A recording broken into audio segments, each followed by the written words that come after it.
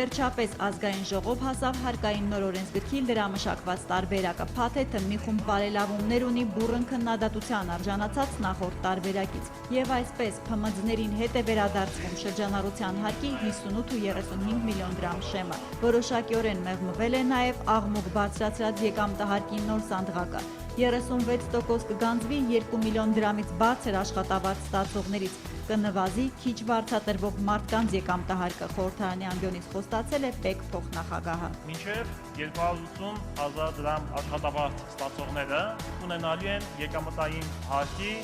գծով տնտեսումներ։ Պետությունը հարկային արտոնություն կտա, էներգակիրների գինը կզեղչի այն բիզնեսների համար, որոնք Հայաստանում մինչև հիմա չգործող արտադրություն կհիմնեն։ Խոստումը հնչել է գործարարների հետ վարչապետ Կարապետյանի հանդիպմանը։ Տնտեսվարողներին կառավարությունում հորդորել են առաջարկ անել, ինչպես կուզեն բարելավվի բիզնես միջավայրը։ Նաև զգուշացրել են, խստացնում են պայքարը ստվերի դեմ։ Եթե մենք ստվերը դաշտ չբերենք, ինչ ուզում անենք, մենք երկիր չենք սարքել։ Մրցունակության միջազգային զեկույցում 3 կետի բարելավում գրանցելով Հայաստանն աշխարհի 138 պետությունների շարքում զբաղեցրել է 79-րդ հորիզոնականը։ Երկրին առաջ է տարել գործարար միջավայրի կատարելագործումն ու նորարարությունները, հետ մակրոտնտեսական միջավայրի վատթարացումը։ Տնտեսագետ վերլուծաբանները Հայաստանի ուշագրավ առավելություն են նշել հարգման ցածր բեռն ու աշխատանքի ընդունել հեռացնելու հեշտությունը։ Թերություններն ավելի շատ են։ Գործազրկություն, օտարերկրաներդրումների կրճատում, կապիտալի տեղական շուկայից ցածր մակարդակի ֆինանսավորում։ Ներդրողի համար մրցունակությամբ մոլորակի վրա հավասարը չունեցող Շվեյցարիա, Սինգապուր, ԱՄՆ առաջատար եռյակին հասնել Հայաստանը չի կարող, բայց կարիքը կա, մնում է կամքը, որ տնտեսության գրավչությունը բարձրանա։ Որպեսզի մենք կարողանանք պահպանել մեր մրցունակությունը եւ լուծել հիմնական սոցիալ-տնտեսական խնդիրները, մեզ նվազագույնը անհրաժեշտ է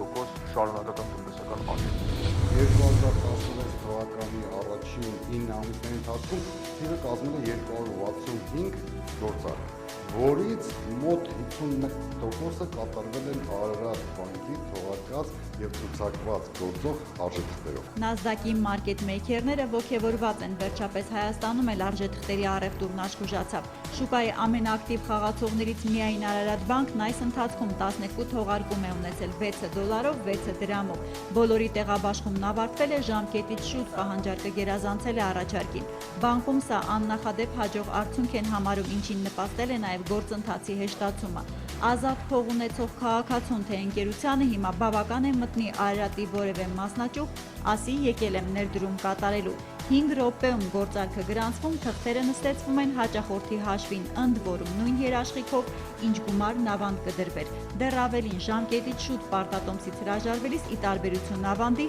մայր գումարի հետ նաև մինչև այդ պահը կուտակված տոկոսներն են վճարվում։ Ներդրողների վստահություն, պարտատոմսերի իրացվելիության ապահովում, սա է երկրի ներքին խնայողությունների շուկայից գումարներ գրավելու Արարատ բանկի բանաձևը։ Այս պահին գործող թողարկված պարտատոմսերով ներգրաված միջոցները կազմում են 6 միլիոն ԱՄՆ դոլար եւ 400 միլիոն ՀՀ դրամ, որոնք ամբողջությամբ ուղղվել են փոքր եւ միջին ձեռնարկությունների ֆինանսավորմանը։ Ռուսաստանի Դաշնության տարածքում կերտվում են համապատասխան հաշիվ ապրանքագրերը,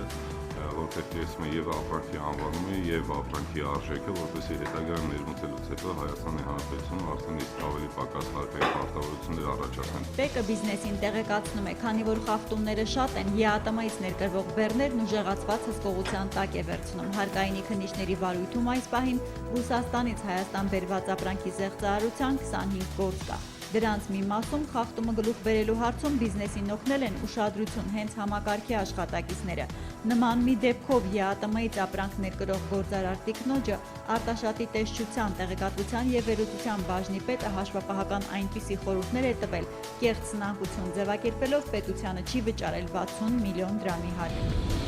Yandex ընկերությունը խնդիրներ առաջացնում շուկայում եւ այս վարկագծի հետևանքով հնարավոր է որ մրցակիցները շուկայից դուրս մղվեն։ Yandex, GG ու Mobi տաքսիների հայաստանյան վեճը ՏՄՊՊՀ-ի ղեկավարը Մոսկվա է հասցրել քննարկելու տնտեսվարողների գրանցման վայրի մրցակցային մարմնի հետ։ Քանի որ ԵԱՏՄ եւ ԱՊՀ հակամոնոպոլ մարմինների խորհուրդն այս փուլում Արտակ Շաբոյանն է նախագահում, նիստի օրակարգ է մտցրել նաեւ մեր ապրանք արտահանողների առաջ Դաշնության սուպերմարկետներում հարուցվող դժվարությունների հարցը։ Պայմանավորվել են ազնիվ առևտրի վարքականոն մշակել։ Մենք ուզում ենք մեր շուկայում հայկական ապրանքներ տեսնել, որոնք վաճառքում կհայտնվեն առանց խոչընդոտների։ Սեպտեմբերի 28-ին NASDAQ OMX Armenia-ի հարթակում արտարժույթով գործարք չի կնքվել։ Սեպտեմբերի 29-ի համար տարադրամային շուկայում ձևավորված միջին փոխարժեքներն ըստ Կենտրոնական բանկի հետևյալն են։ Թանկարժեք մետաղների համար էլ Արդյունք բանկն առաջարկում է հիշյալ գնանշումները։